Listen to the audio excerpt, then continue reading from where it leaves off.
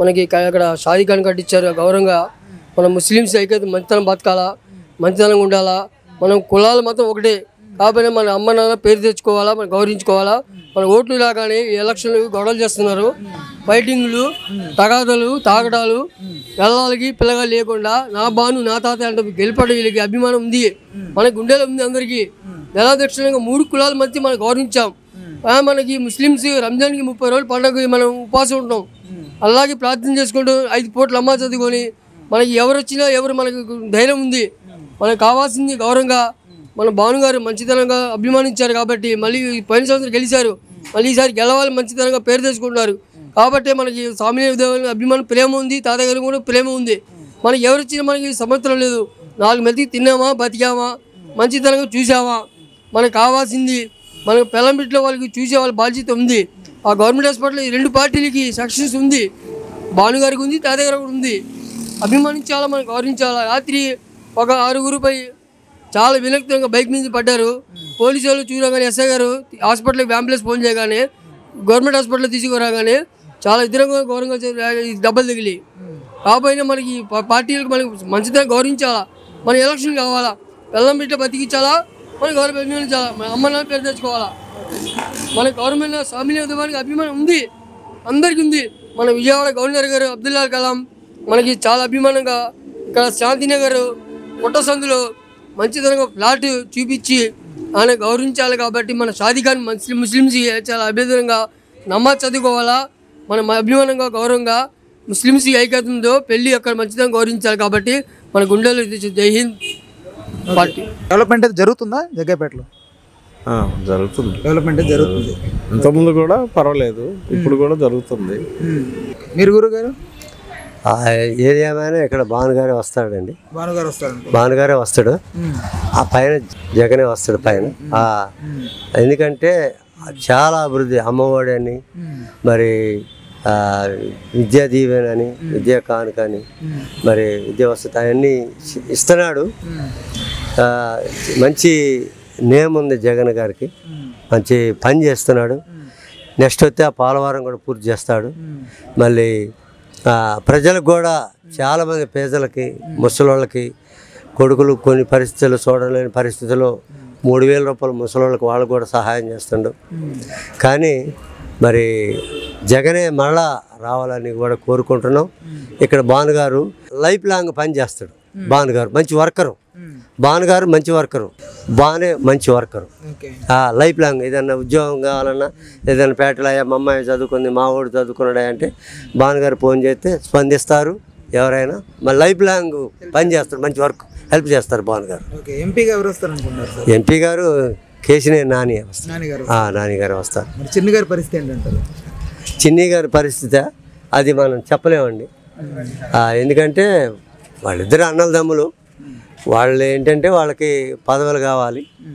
ఏదైనా మంచి చేస్తే వాళ్ళు ప్రజలు తీర్మానం చేసేది అది. ఓకే అన్న, నమస్తే అన్న. ఈసారి జగ్గైపేటలో ఎమ్మెల్యేగా ఎవరు వస్తారు అనుకుంటారన్న? భానుగారు వస్తారు. ఓకే, ఉదయ్ భానుగారు. అంటే ఏంటన్నా పార్టీ పరంగా అయితే కాదన్న, కొన్ని కారణాల వల్ల ఇప్పుడున్న పరిస్థితిలో టీడీపీ బీజేపీతో కుమ్మకవడం, ఈ జనసేనతో కుమ్మకవడం వల్ల దానివల్ల ఇది ప్లస్ అనుకుంటున్నాను నేను వైసీపీకి. అవునా ప్లస్సా? వైసీపీకి ప్లస్ అనుకుంటున్నా. ఎలా వద్దన్న ప్లస్? బీజేపీ అంటే ఇప్పుడు ఉన్న పరిస్థితుల్లో ఈ ఎన్ఆర్సీది దీనికి సంబంధించి మనకి కొద్దిగా ఈ ముస్లిమ్స్కి, ఈ మైనార్టీకి సంబంధించిన దానికి కొద్దిగా ఇది ఉంది. ఈ పవన్ కళ్యాణ్ ఎందుకు అరుస్తున్నారా, ఎందుకు చేస్తున్నారా అన్నది ఎవరికి ఇది లేదు. ముందు మాట్లాడేదానిలో క్లారిటీ లేదు. అలాంటి వాళ్ళని తీసుకు ఇంత అనుభవం ఉన్న టీడీపీ 45 సంవత్సరాల రాజకీయ చరిత్ర ఉన్న చంద్రబాబు నాయుడు వెళ్ళి జనసేనతో కలవడం ఏంటో అర్థం కాల. మన లాంటి యువతకి వీళ్ళు సందేశం ఏమని ఇస్తారు అసలు? ఎలా అని మనం అర్థం చేసుకోవాలి? ఎలా నమ్మాలి అసలు? ఎవరిని నమ్మాలి?